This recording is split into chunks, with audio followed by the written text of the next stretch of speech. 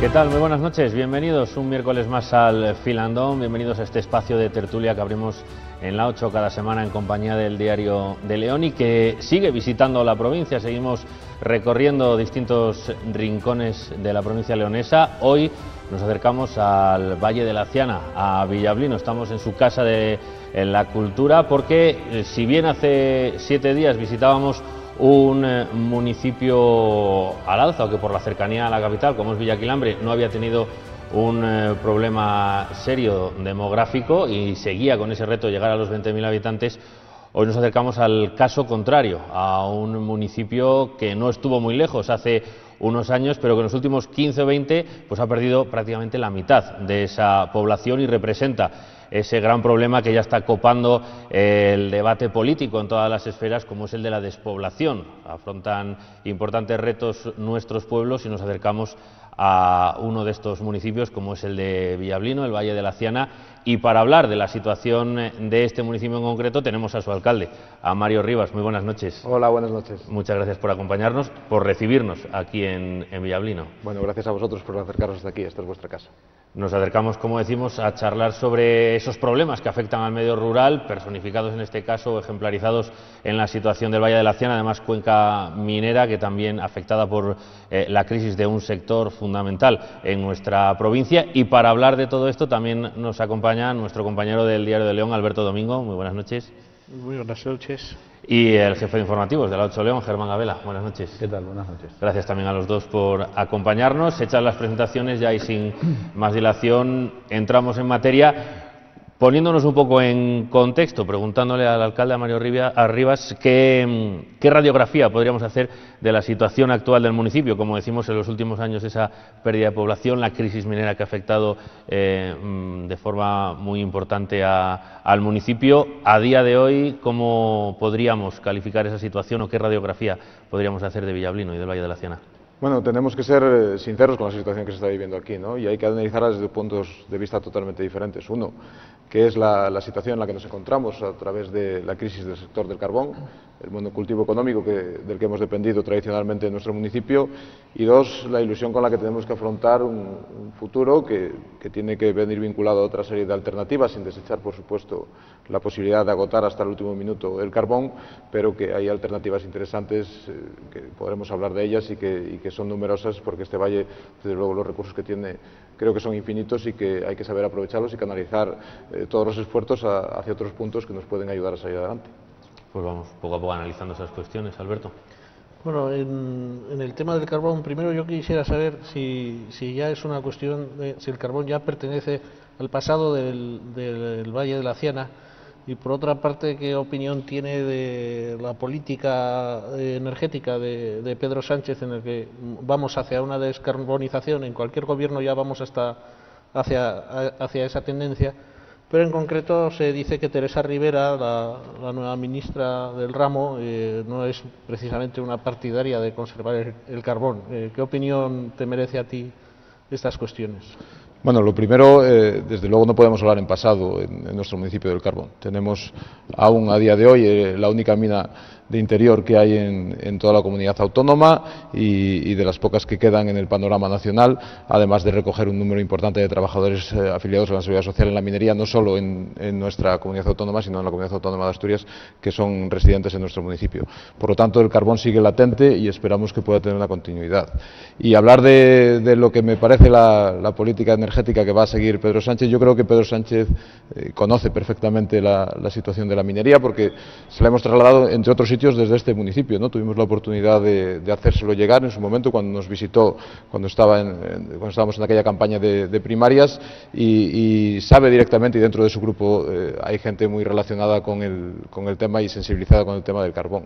Yo creo que la noticia del cambio de gobierno es buena para el carbón. Es cierto que la descarbonización es algo de lo que se habla a nivel no solo europeo, sino a nivel mundial, pero también debemos ser conscientes de que de carbón nacional dentro de los 8 millones de toneladas que se consumen, 8.000 millones, perdón, de toneladas que se consumen en el mundo, solo el 0,03% es de carbón nacional, ¿no? Entonces, el carbón nacional, el carbón que hay en nuestro municipio, el carbón de Castilla y León, no es un problema. Lo que tendremos que hablar es cómo focalizar ese debate de mantener un proceso y una transición energética justa y cómo poder llevarlo y acondicionarlo a que no sea una situación dramática, no solo para los municipios, sino para los propios trabajadores del sector. Dramática la situación yo creo que ya es, ¿no? Porque hemos llegado a un punto en el que apenas hay trabajadores, apenas hay minas abiertas, todo el mundo habla de la necesidad de reconvertir las comarcas mineras, llevamos décadas invirtiendo dinero en eso y no se ha conseguido prácticamente nada. Y es cuestión de tiempo, me imagino. Y no sé si Villablino precisamente tiene mucho tiempo para poder acometer esa reconversión y garantizar el futuro de este valle y de este ayuntamiento. Bueno, estamos jugando los minutos de descuento en el partido, eso está claro, ¿no? Es verdad que hemos tenido, durante muchos años se ha hablado de esta reindustrialización que se tenía que hacer en los municipios y que ciertamente aquí estamos viendo que no ha llegado, por lo menos que no ha cuajado, ¿no? Pero también es cierto que tenemos que aprender de errores pasados y que sabemos muy bien hacia dónde tenemos que dirigirnos. Yo creo que la generación de empleo en los municipios mineros, en cualquier comarca minera, es imprescindible y hacia ahí es hacia donde hay que dirigir los esfuerzos, especialmente del Gobierno central y del Gobierno de la comunidad autónoma, ¿no? Yo creo que es hacia donde hay que dirigirlos, hacia la generación de empleo en estos municipios. Hay otras reconversiones que se han llevado en otros países, como Inglaterra o como en Alemania, que también en el sector del carbón, y no ha supuesto un drama social como el que está suponiendo aquí, ¿no? Hay que saber copiar cómo se ha hecho en donde ha funcionado, y yo creo que es lo que tenemos que aplicar en zonas como Villablino, ¿no? Al final es que esto se traduzca en empleos. Si perdemos 200, 300, 400 o 500 empleos en el sector de la minería porque nos lleva la transición energética a ese punto, lo que no puede quedarse absolutamente nadie en la calle, ¿no? Ningún minero, ningún trabajador de la minería se tiene que quedar en la calle, ni hoy, ni mañana, ni dentro de 10 años. No sé cuándo va a ser ese punto, pero desde luego lo que no puede quedarse es nadie en la calle. ¿Cuáles son las claves para conseguir ese empleo? Porque entiendo que hay que hilar fino, quiero decir, hay que aprovechar las potencialidades, los recursos que dispone este valle para poder obtener. Evidentemente, nosotros tenemos 3 recursos que son, yo creo, los que ahora mismo son más pujantes en nuestro municipio. Uno es, evidentemente, el sector turístico. Somos reserva de la biosfera, tenemos una biodiversidad imprescindible e impresionante, ¿no? Que además que tenemos un carácter muy diferenciador con el resto de la comunidad autónoma, incluso un poco diferentes a lo que es el resto de la provincia. Hay otro sector que es prioritario y que ha sido primario, el germen de este valle, que es el sector ganadero, que tiene que tener un impulso y que tiene que tener una ayuda a través de los jóvenes que se están implantando en él. Y después hay otro de los sectores que creo que pueden ser generadores de empleo y que pueden tener un potencial importante, que es el aprovechamiento forestal de nuestra masa, ¿no? De nuestra masa forestal. Es muy importante y además hacia ahí también podemos canalizar algún proyecto como los que se están trabajando en el plan de dinamización cuando hablamos de Forestalia, ¿no? Creo que uno de los núcleos que tienen que nutrir ese proyecto, desde luego, de masa forestal es el municipio de Villablino, es el Valle de la Hacienda. Comentaba una compañera del periódico, escribía un artículo en los últimos días, María Jesús Muñiz, en el que hablaba de que la reconversión brutal que se ha sufrido en los últimos años en el sector del carbón ha sido bastante más piadosa con la minería pública que con la privada. Hasta el punto, esto es así, que Villablino pues estaba por encima de los 10.000 puestos por encima de los 10.000 habitantes, sí, antes de que pasara todo esto, y ahora mismo está por debajo de los 10.000, los ha perdido. ¿Esto es justo mantener la minería nacional a costa de la minería privada? Claro, ese es un debate que siempre hemos intentado defender cuando hablamos de minería. Hay que hablar de una minería que es la minería pública y hablar de una minería que es la minería privada. Y son totalmente diferentes y están en la balanza totalmente entendidos de una manera muy diferente, ¿no? El peso aquí lo levanta bastante más la minería pública. Y al final nosotros, que siempre hemos dependido de una minería privada, somos los que hemos sufrido de una manera más drástica esas consecuencias, ¿no? En la minería pública, más allá de dónde sea el fin o acabe esa explotación del carbón, los trabajadores y la empresa tiene un futuro y tiene una viabilidad que se plantea más adelante, ¿no?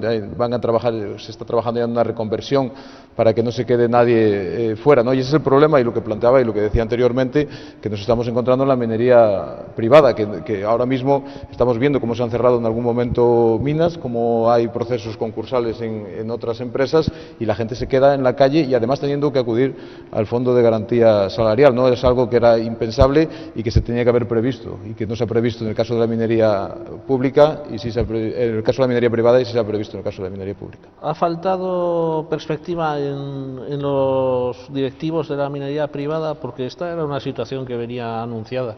Como dijo Germán hace un momento, llevamos décadas reconvirtiendo cuencas mineras. Bueno, está claro que los empresarios han hecho el papel que a ellos les interesaba hacer y han trabajado dentro de lo que a ellos les interesaba, ¿no?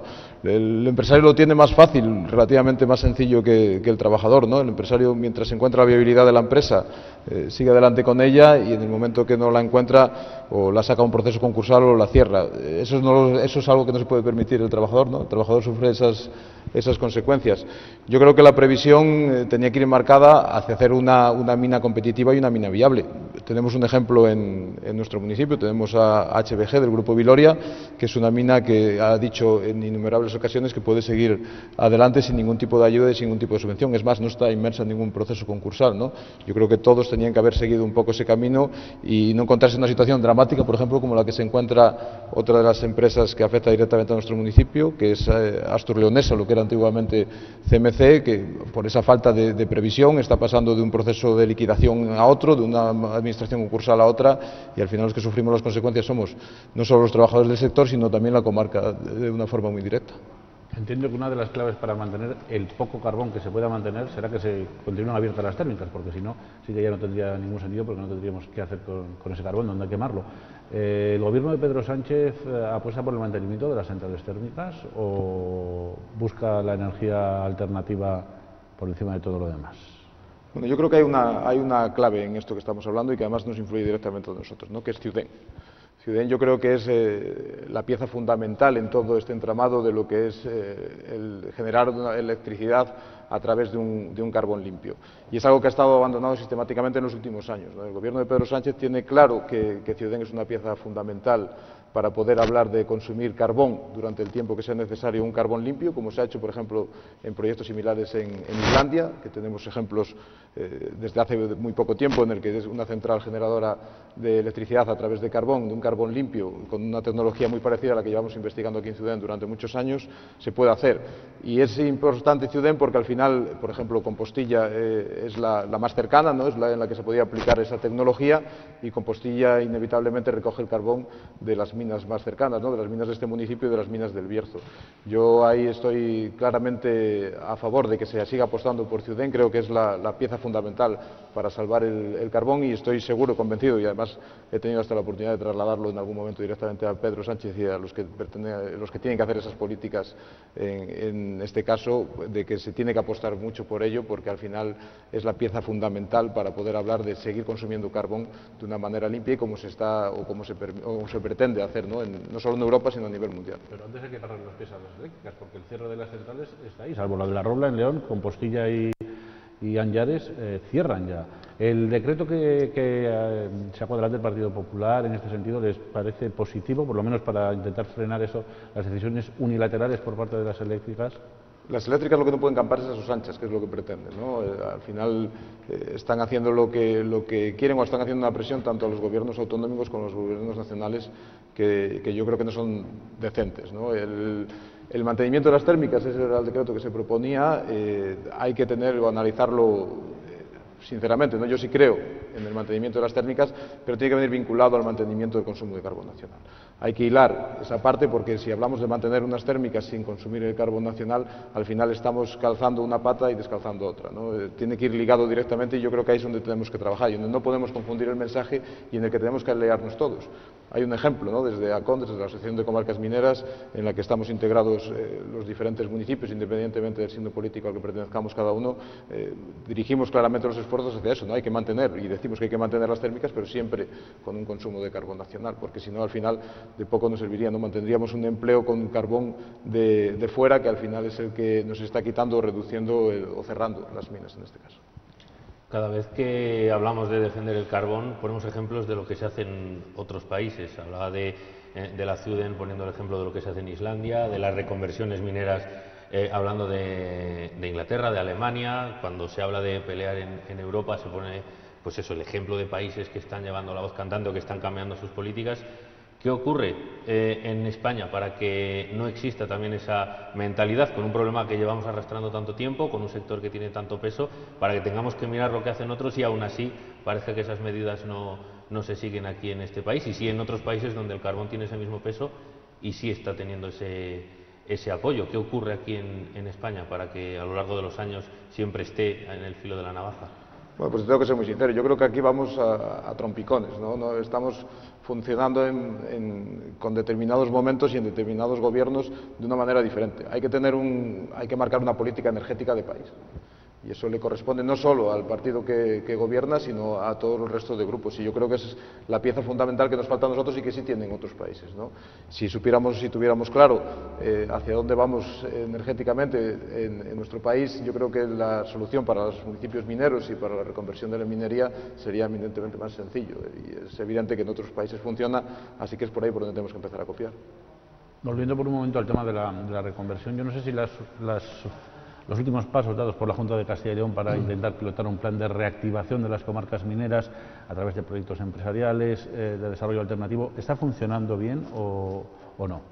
Bueno, lo primero, el plan de dinamización era necesario, absolutamente necesario. Ahí no podemos tener ninguna duda, y por eso son firmantes tanto las partes sociales, los sindicatos, los municipios mineros, a través de ACON y la Junta de Castilla y León. El problema, el que hablábamos antes, ¿no? El tiempo, ¿no? Los tiempos de ejecución son terriblemente lentos.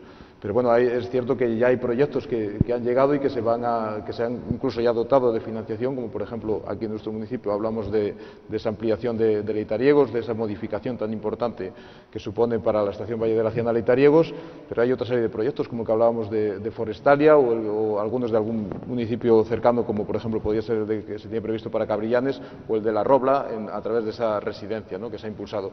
El problema es que va muy lento y los procesos al final en las administraciones no van al mismo ritmo que va la gente, ¿no?, y la despoblación o la falta de empleo no van al mismo ritmo. Entonces ahí es donde quizás sí podemos ser críticos con ese plan de dinamización, ¿no? Necesitamos un plan de dinamización más ágil. Ahora no podemos poner en duda que es necesario y que es un instrumento útil y que incluso está sirviendo de referencia para otras comunidades autónomas, ¿no? Yo incluso en Europa, cuando nos acercamos hasta Europa hablando de las comarcas mineras y ponemos algún objetivo y nos marcamos algo, siempre se habla de que tiene que ser a través de un plan de dinamización que no debería ser solo de comunidad autónoma, sino que debería ser a nivel de país, que creo que es ahí donde fallamos, ¿no? Porque la minería está recogida prácticamente en 3 comunidades autónomas, que son Asturias, Aragón y Castilla y León, y deberíamos ir en un mismo grupo y tener un modelo de país claro para hacer esa reconversión y hacer un plan de dinamización que sirviera para todos los municipios. Tenéis un proyecto de la mina en vivo para aprovechar las explotaciones mineras que ya no se utilizan para extraer carbón. ¿Cómo va ese proyecto en concreto? Bueno, pues es un proyecto el más ilusionante que tenemos a nivel de municipio y a nivel de turismo, ¿no? Yo creo que era algo que habíamos marcado ya como un objetivo cuando empezamos la andadura política en esta legislatura y que está en un momento muy bueno. Hemos conseguido ya que se haga un primer proyecto a través de la Fundación Santa Bárbara para poder aplicar esta mina en vivo en las instalaciones que se tenían en la mina escuela, aquí en Caboyes de Arriba, y como os digo, a través de la Fundación Santa Bárbara, ¿por qué? Porque es la que tiene la propiedad de esas instalaciones y es propiedad, la Fundación, como sabéis, forma parte de la Junta de Castilla y León. Está todo muy avanzado y al final estamos simplemente buscando la dotación económica, ¿no? Hay que saber por dónde queremos o dónde se puede ubicar en la Junta de Castilla y León. No sabemos bien si tiene que ser a través, o podemos encauzar a través de Fomento y Medio Ambiente, si tiene que ir al plan de dinamización, si lo tenemos que sacar directamente de la Consejería de Economía y Hacienda, pero creo que ahí estamos trabajando todos en la misma línea, que es un proyecto muy ilusionante y que ya está, si no está puesto a andar, sí vamos a verlo andar en próximas fechas. El tan traído llamado Ponferlino va a llegar a ser una realidad, un motor turístico importante tanto para la comarca del Bierzo como para la Hacienda. El Ponferlino es uno de los proyectos turísticos más importantes que pueden tener no solo la Hacienda, sino también esta parte del SIL, la parte del Bierzo, ¿no? Yo creo que va a ir inevitablemente más lento porque tiene aparejado una serie de circunstancias que son más difíciles. Era un ramal que pertenecía a una empresa, que hubo que desafectarlo, que tiene que pasar a lo público. A partir de ahí hay que hacerlo como bien patrimonial, devolverlo al consorcio y el consorcio tiene que gestionarlo. Pero es cierto que desde el consorcio se han dado grandes avances y desde la Junta de Castilla y León en estos últimos 2 años. Yo siempre lo digo, si habláramos del Ponfeblino hace 6 años, posiblemente mi mensaje sería un poco diferente, ¿no? Y quizás no tan ilusionante. Yo creo que estamos en el mejor punto en el que podíamos estar, en el Ponfeblino, ahora que es cierto que es un proyecto de largo recorrido. No podemos esperar que Ponfeblino se ejecute en 6 meses, ¿no? Sino que es un proyecto que no solo tiene que ser turístico, que tiene que ir aparejado a diferentes proyectos industriales, de investigación y desarrollo, a proyectos cinematográficos. Entonces va a ir inevitablemente más lento, pero yo creo que sí va a ser ese nexo de unión entre el Bierzo y la Ciana, con ese carácter diferenciador y que nos permita ponernos en el punto y en el objetivo de los que tienen que buscar un turismo de calidad, ¿no? Al final, si podemos disfrutar de cierto turismo de calidad aquí, por el medio natural, por la estación de esquí o por el patrimonio industrial minero, yo creo que el mejor nexo de unión entre el Bierzo y nosotros es el Ponfeblino y confío plenamente en él. Todos estos proyectos que hay también ha surgido por parte de la iniciativa privada los proyectos de la cerveza, de la fábrica de cerveza, y también el de construir un parque acuático en la zona del lavadero. ¿Saldrán adelante? ¿No saldrán adelante? ¿En qué punto están? Bueno, son 2 proyectos que parten desde el ámbito privado, con diferentes empresas que tienen una intención de asentarse aquí y que son muy diferentes, ¿no? Uno es un proyecto, el de la cerveza es un proyecto más pequeño, ilusionante, y que prácticamente va a empezar a funcionar o se va a echar a andar, si no podemos decir ya que están dando en los próximos meses. La fábrica de cerveza hoy mismo se había presentado, hemos estado hablando con el impulsor de él, con Juan José Villanueva, y tienen previsto presentarnos ya el proyecto para hacer la modificación en la fábrica de cerveza, y creemos firmemente en que ese tipo de proyectos precisamente son como mínimo los que generan una ilusión y los que ayudan a pensar en otra serie de alternativas. Y el otro proyecto, que es un proyecto mucho más grande, es un proyecto más importante, pues como todos los proyectos que son macroproyectos o que son grandes, pues llevan una tramitación más lenta, ¿no? Nosotros como administración más cercana, tenemos la obligación de acompañarlos y de ayudarlos, ¿no? Especialmente en lo que se trata desde el punto de vista urbanístico, que es donde más podemos ayudar, donde más podemos incidir, ¿no?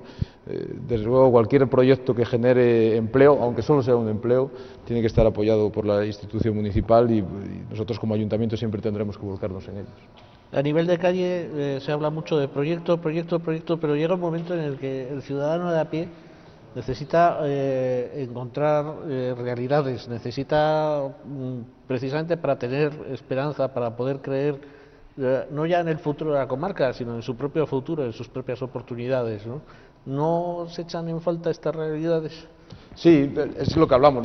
Lamentablemente tenemos que hablar de proyectos y no de realidades, pero bueno, también hablamos de que algún proyecto como el que hablábamos antes de la mina en vivo o del proyecto de la fábrica de cerveza artesanal lo vamos a ver en un corto espacio de tiempo.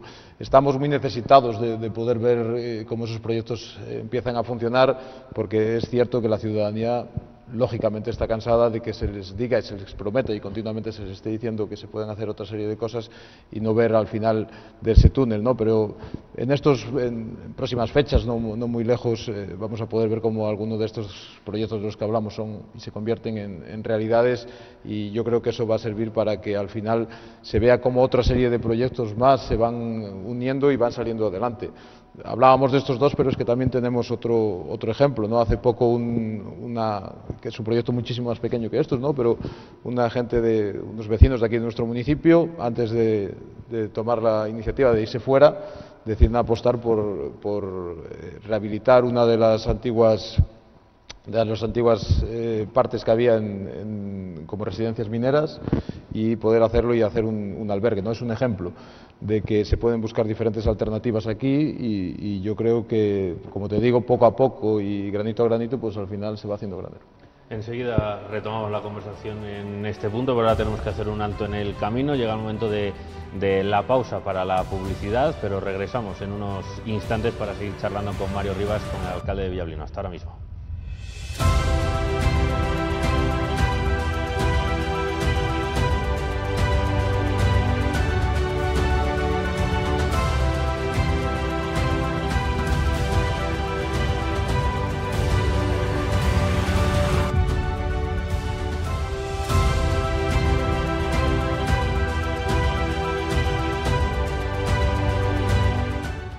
Continuamos en el Filandón, continuamos en la Casa de Cultura de Villablino charlando con el alcalde de Villablino y con Mario Rivas. Hablábamos de distintas iniciativas de esa reconversión que tiene que afrontar el municipio para hacer frente a la crisis minera, la pérdida de población. Enseguida seguiremos hablando de otras cuestiones, pero por enlazar con ese final de la primera parte y para ir abriendo también a otros temas, yo quería preguntarle a Mario si hemos mencionado varios proyectos, pero da la sensación siempre de que para todo lo que suponía la minería haría falta algo mucho más grande. Yo no sé si es posible que en Villablino, además de estas iniciativas que demuestran que la gente tiene ganas de quedarse aquí, ganas de crear empleo, ganas de salir adelante, pero no dejan de ser pequeñas cositas, pequeños granos, como decía, granos de arena que se van juntando, pero quizá una gran empresa podría tirar más del carro, podría ayudar a que esa reconversión fuera más rápido. ¿Es posible atraer empresas aquí a Villablino, al Valle de la Ciana, empresas que puedan asentarse aquí? ¿Qué haría falta? ¿Apoyo de otras instituciones, infraestructuras? ¿Qué puede hacer falta para poder contar con esa opción? Por supuesto que pueden llegar empresas aquí. Al final lo único que se necesita es el apoyo de las otras administraciones para dar garantías suficientes a estas empresas de que van a tener una estabilidad, ¿no? Se puede ayudar a través de mecanismos financieros, a través de ayudas a la hora de la contratación, ¿no? Y ahí nosotros ha llegado algún proyecto del que tengo que mantener la prudencia y no os puedo especificar sobre cuál es, pero sí han llegado proyectos que tendrían una generación de empleo importante, ¿no? Proyectos industriales principalmente vinculados a la investigación y el desarrollo, a proyectos medioambientales que se pueden aplicar fácilmente en zonas como la nuestra y que lo que necesitan es ese impulso, ¿no? Ese impulso de las administraciones.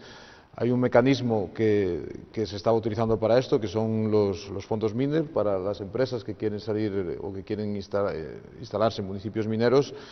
Esa es la primera clave, pero después también desde la Administración Autonómica y en el plan de dinamización hay una parte importante destinada a este tipo de empresas. Al final es que se sumen todas las fuerzas y poder hacer que una empresa que se instale aquí sea viable, no solo con las ayudas, sino por sí sola, pero es necesario que necesita tener el primero de esos impulsos por parte de las administraciones. Yo confío en que van a llegar. Además puedo decir, anteriormente de ser alcalde, durante 4 años, entre otras áreas, llevaba el área de desarrollo económico y empleo, y era muy difícil que se acercara alguna empresa a hablar con nosotros, muy difícil. Eso ha cambiado y Villablino yo creo que es uno de los focos en los que cuando se piensa en instalarse en un municipio minero, yo creo que es uno de los primeros focos en los que se fijan las empresas. Y a nivel turístico, el oso pardo es un reclamo importante para Villablino, para la Ciana fue uno de los santuarios de esta especie, ahora está más extendida por otras zonas, pero es un recurso turístico importante, atrae a gente el avistamiento de osos. Sin duda alguna, muchísima gente.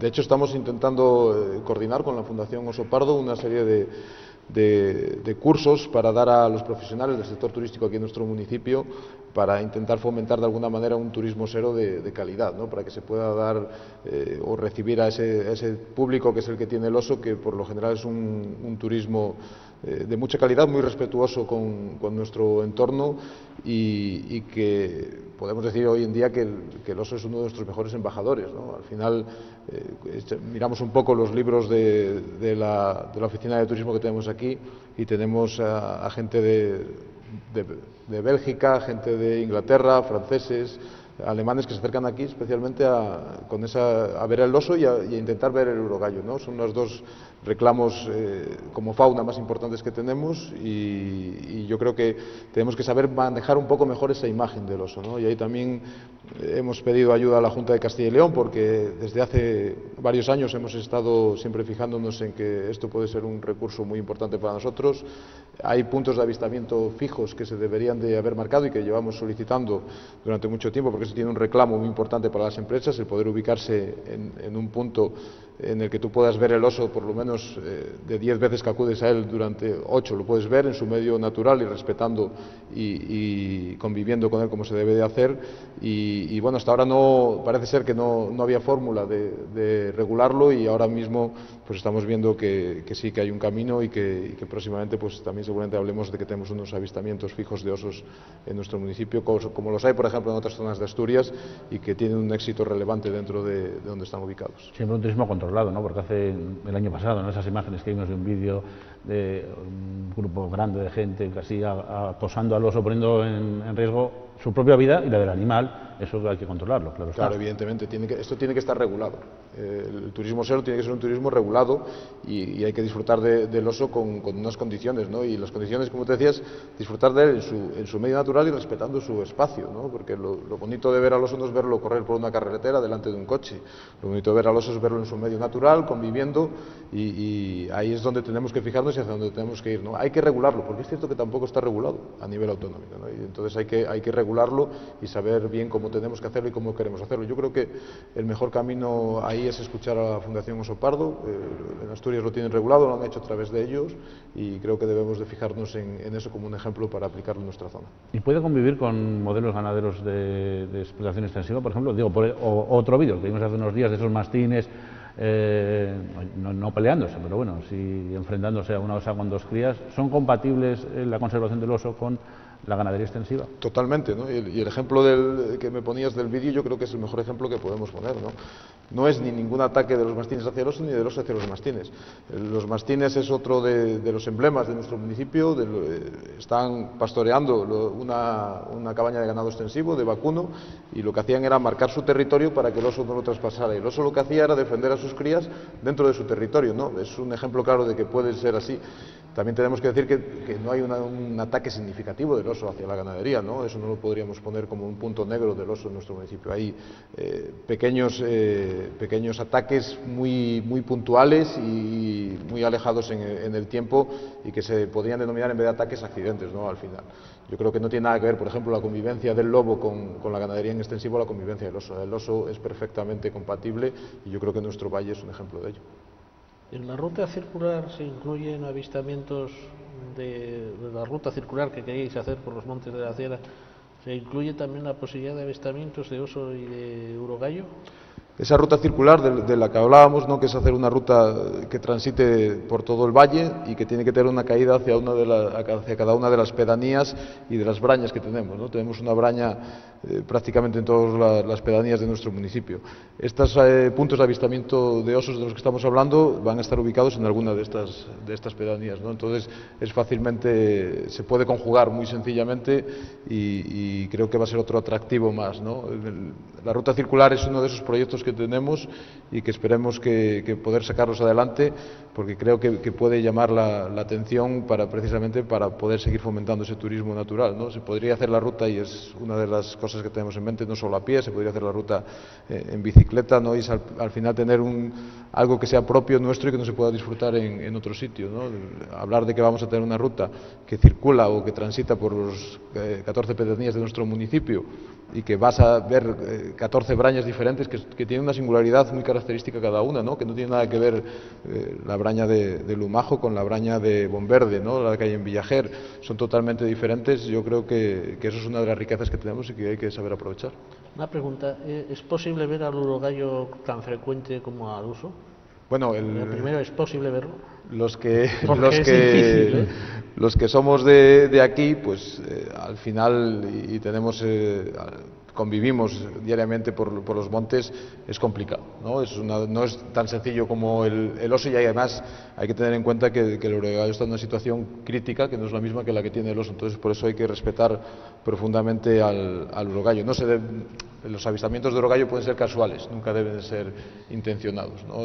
Porque tenemos que mantener ese equilibrio, porque si no también dentro de esa zona crítica nosotros estamos mucho mejor que otras partes de la cordillera cantábrica en la que hay urogallo, y estamos precisamente porque la convivencia que se ha tenido con el urogallo en este municipio ha sido la ideal, la que tiene que ser, no haciendo de ello un esperpento, no haciendo de ello algo que no es lo adecuado, que es saber que puede haber una coincidencia, que te lo puedes encontrar, que lo puedes oír cantar, pero que no tenías que ir directamente a hacer un encuentro con él. Ya estamos hablando de animales, antes mencionaba usted el lobo. Ya sabe que hay una sentencia del Tribunal Superior de Justicia de Castilla y León que impide la caza del lobo, de acuerdo a las directrices de la Junta de Castilla y León. ¿Usted cree que el lobo debe ser una especie cinegética, se debe cazar aquí en el norte del Duero? Sí, yo creo que es una de las fórmulas que tiene que haber para controlar al lobo. Evidentemente hay que regularlo muy bien, no nos podemos convertir tampoco en que el aprovechamiento cinegético sea una fiesta para matar lobos, ¿no? Pero hay zonas superpobladas en las que sirve como control y hay que tenerlo en cuenta. Es una especie que es difícil convivir por ejemplo, con la ganadería, como decíamos, ¿no? Nosotros hay un método que siempre defendemos como el más preventivo, que es el que hablábamos antes, que es precisamente el del mastín. Yo creo que es el método que mejor conjuga con todo esto. Dentro de la Reserva de la Biosfera, de aquí de la Ciana, estamos trabajando en un proyecto para que se puedan incorporar mastines a las ganaderías como el mejor método de protección contra el lobo, ¿no? Es un método que es menos agresivo, que es, como podría ser el aprovechamiento cinegético de esta especie, y que hemos tradicionalmente demostrado que aquí funciona, ¿no? Las cabañas ganaderas, especialmente de vacuno, hay pocos sitios en los que se tienen incorporados mastines, pues nuestra zona es una zona de referencia en eso. La gente que cría mastines aquí los tiene incorporados en las cabañas ganaderas de vacuno desde hace muchos años, saben trabajar en esa línea de perro, de un perro funcional y que puede trabajar con las ganaderías, que no es agresivo a la hora de compatibilizar también con el turismo, ¿no? Porque hay que tener en cuenta que cuando se compatibiliza el turismo, cuando se hacen rutas por las Brañas y hay una cabaña ganadera, si tuviéramos un perro que fuera agresivo, pues no podríamos hacer rutas cicloturistas o rutas a pie, ¿no? Y yo creo que el mastín ahí cumple perfectamente con esas dos partes, con la de la protección y mejor protección que puede haber contra los ataques del lobo y después ese aprovechamiento turístico que tenemos que tener de la zona. Hay avances con la vuelta de la actividad ganadera. ¿Hay avances en ese proyecto que tenías de conseguir que se ponga un módulo de formación profesional en agricultura y ganadería aquí en Villablino? Bueno, está bastante parado ese tema. Yo tengo que ser bastante crítico con la Junta de Castilla y León porque era uno de los pilares que creíamos, ¿no? La formación de la ganadería tiene que venir a través, el instalarse en ganadería tiene que venir a través de la profesionalización. Y la profesionalización no puede estar sin una formación adecuada, ¿no? En toda la zona norte de Castilla y León no hay una ubicación fija para hacer una formación profesional de ganadería. Creemos que estamos en el mejor momento y en un punto idóneo, no solo para recoger a gente de nuestra provincia, a gente de nuestra comunidad autónoma, sino para muchos interesados en este sector que están en la parte de Galicia y en la parte de Asturias. Somos prácticamente limítrofes, en especial con Asturias, pero también con Galicia, y podríamos hacer aquí un centro de formación profesional de ganadería que fuera un referente a nivel nacional, ¿no? Es una propuesta, sé que es ambiciosa y que le corresponde a la Junta de Castilla y León recoger ese guante, pero seguiremos diciéndoselo y seguiremos apostando por ello porque estamos firmemente convencidos de esta opción. Hablando de límites con Asturias, ahí está Leitariegos como también referente en un recurso natural turístico.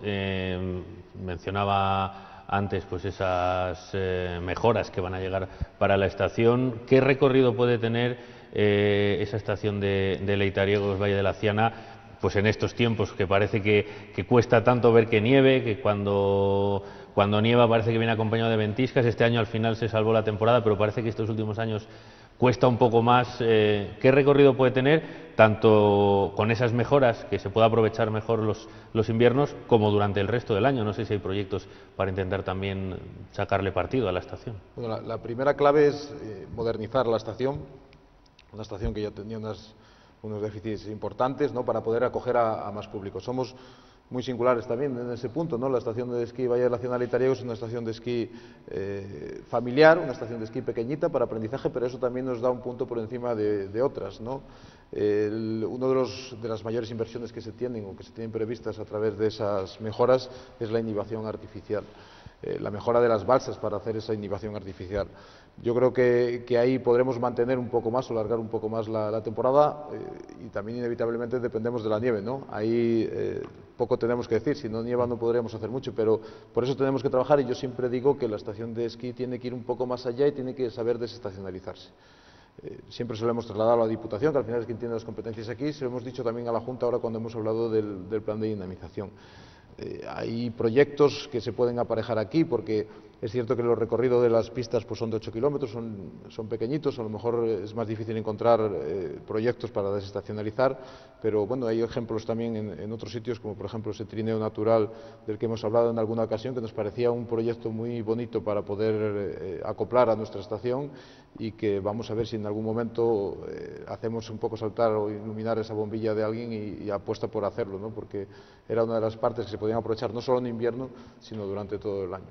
Sobre todo porque daba la sensación durante muchos años de que Leitariegos estaba como olvidado y en los últimos años parece que la Diputación sobre todo vuelve a fijarse, no mira solo hacia San Isidro, sino también hacia Valle de la Ciana, Leitariegos. Supongo que hay que aprovechar ese tirón, ¿no? También ahora que...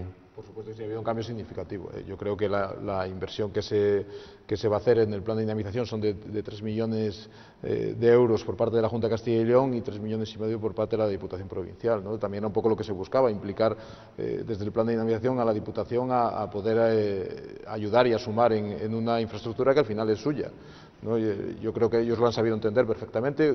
Siempre lo digo, la primera reunión a nivel institucional que hemos tenido ha sido para hablar de Leitariegos con el presidente de la Diputación. Yo creo que el carácter o la forma de pensar hacia Leitariegos ha cambiado significativamente durante estos 3 años y lo que espero es que podamos verlo cuanto antes, ¿no? Porque también es cierto que los plazos se van alargando y al final de algo que tenemos una dotación presupuestaria y que hay que ejecutar, pues vemos que nos cuesta un poco al final los trámites administrativos pasarlos, ¿no? Siempre digo que el estómago de la Administración es tan lento que hace la digestión hasta 4 veces y espero que este ya sea el último paso y que la próxima temporada de esquí podamos disfrutar de una estación renovada y con unos atractivos diferentes. O sea que hay que ponerse a trabajar ya este verano. Tendría que ser, no habría otra posibilidad, ¿no? Lo primero que se están arreglando está ya... sin licitar todavía, ¿no? Sí, está sin licitar, está en el proceso. Sabéis que hay que hacer un proyecto de impacto ambiental que requiere, pues técnicamente es complicado, requiere de un proceso largo, pero bueno, yo creo que ya estamos en el punto de poder verlo y finalizado. Entonces, esperemos que las obras puedan ejecutarse en este verano. Ya se ha empezado, aunque no está dentro de ese mismo proyecto, pero a arreglar una parte también que nos preocupaba mucho, que es el acceso a la estación de esquí, una parte en el vial que da acceso, que tenía un deterioro muy importante y que había tenido una serie de desprendimientos. Ya hemos conseguido que haya una implicación de la Junta de Castilla y León en esa zona y bueno, se va a ejecutar una inversión que va alrededor también de 1 millón de euros en ya esa han parte. empezado, ¿no? Sí, se ha empezado ya con la primera parte y bueno, ahora queda ver lo más importante y lo fundamental, ¿no? Que es la ampliación, la mejora de esa estación de esquí. Como bien decías, tiene que empezar a ejecutarse en este año, si no, al final del invierno se nos echará encima y no podremos ver nada en esta temporada. Yo creo que no nos podríamos permitir eso. Las estaciones de esquí son deficitarias para la Diputación. Periódicamente desde la institución provincial hablan de la búsqueda de cambio del modelo de gestión, quizás concesión a una empresa privada. ¿Cree que puede ser la solución para dar un impulso a las estaciones de esquí, en concreto a la suya, la de Valle de la Ciana, Leitariegos, el cambio de modelo de gestión? Bueno, yo lo primero que tengo que decir es que, claro, evidentemente me gustaría conocer las cuentas separadas de las estaciones de esquí, porque se habla de las estaciones de esquí como deficitarias a nivel global, es decir, incluyendo San Isidro y Leitariegos, ¿no? Me gustaría hablar solo de Leitariegos en esa parte, porque es la que directamente nos preocupa y de la que tendríamos que valorar. Si hay que hacer una gestión privada de ellas o no, no es a mí el que me corresponde. Lo que sí quiero dejar claro es que cualquier tipo de gestión nunca puede ir perjudicando a los trabajadores, ¿no? Hay una serie de trabajadores que están en el servicio de Diputación adscritos a la estación de esquí y hay que mantener esos puestos de empleo. No sé si tiene que ser una subrogación de contratos, en el caso de que sea así, pero siempre tiene que ser a través de un acuerdo con los trabajadores. No sé, yo creo que los números van a cambiar significativamente, también lo tengo que decir, cuando se hagan esas mejoras, porque al final estas mejoras se hacen para atraer un mayor número de público, ¿no? Porque teníamos unas deficiencias principalmente en el que la gente no podía venir porque no tenía accesibilidad a la estación, estaba tan sobresaturada con los telesillas que no podían disfrutar de la estación, ¿no? Yo creo que también va a cambiar los números de Leitariegos y por eso pido que siempre se tenga en cuenta cuando se habla del déficit, que se valoren de forma diferente una estación y la otra, ¿no? Que podamos ver los números de una estación y los números de otra. Quizás, cambiando de asunto, quizás has sido muy valiente anunciando que tienes intención de continuar en la alcaldía. ¿Habías hablado con tus compañeros ya de tu intención? ¿Te han apoyado? Bueno, yo en eso tengo que ser muy claro, no se trata de ser valiente, no se trata de ser valiente, no se trata de ser honesto. Y yo siempre he sido honesto con mis compañeros y siempre he sido honesto con la gente de un municipio. Yo tengo el firme interés de presentarme de nuevo a la reelección, siempre y cuando mis compañeros lo quieran, ¿no? Porque al final es la agrupación de nuestro municipio, la agrupación de Villablino, la que tiene que decidir sobre esa circunstancia. Si ellos consideran que tenemos que ir a primarias, me pondré en manos de los militantes de mi partido y de mi agrupación, pero bueno, lo que también tengo que decir es que espero que no sea la situación. Yo creo que el bagaje que hemos tenido durante estos 3 años, la gestión a nivel municipal que se ha hecho y las políticas que hemos aplicado, creo que deberían tener un respaldo por los compañeros, y tengo que ser sincero en ese sentido. Yo creo que no me alberga ninguna duda, ¿no? El propio secretario de mi agrupación es compañero, está en nuestro equipo de gobierno, trabajamos todos los días y no tengo ningún tipo de sensación de que no vaya a ser de esa manera. Muy brevemente, ya para terminar, hilando un poco con esto que comentaba y con la gestión que ha hecho, además del empleo, que al final es lo que acaba un poco englobando todo, también hace falta prestar servicios, ese otro problema también, caballo de batalla de los pueblos. ¿Qué gran reto, qué objetivo, qué necesidad encuentra, si repitiera como alcalde para una próxima legislatura, qué gran reto tendría el municipio? Bueno, tendremos que seguir equilibrando las cuentas para poder dar los servicios. Tenemos que dar servicios al mismo número de pedanías, con una población infinitamente menor y que al final los recursos son menores también, ¿no? Ese es el gran reto que vivimos día a día, porque eso es cierto que al final cuando nos toca gestionar el ayuntamiento quizás es la mayor dificultad a la que nos encontramos. Seguiremos, yo creo que hemos hecho una labor a nivel económico muy importante que se nota y que lo podemos, que se repercute directamente a la hora de dar los servicios, y seguiremos trabajando en esa línea. Tenemos un camino marcado ya no solo desde ahora, sino desde legislaturas anteriores en el que el Partido Socialista ha gobernado. Se ha marcado una línea económica y de mejora en el ayuntamiento, y a seguir por esa senda, porque al final es la que nos va a permitir poder dar los servicios que merecen nuestros vecinos, ¿no? Que siempre lo digo, que al final son los que se llevan la peor parte de esa mala gestión por parte de unos o de otros, siempre son los vecinos, ¿no? Siempre repercute en ellos cuando no se pueden dar los servicios o cuando no se pueden atender las necesidades que son lógicas y naturales de cualquier vecino de este municipio, de cualquier otro.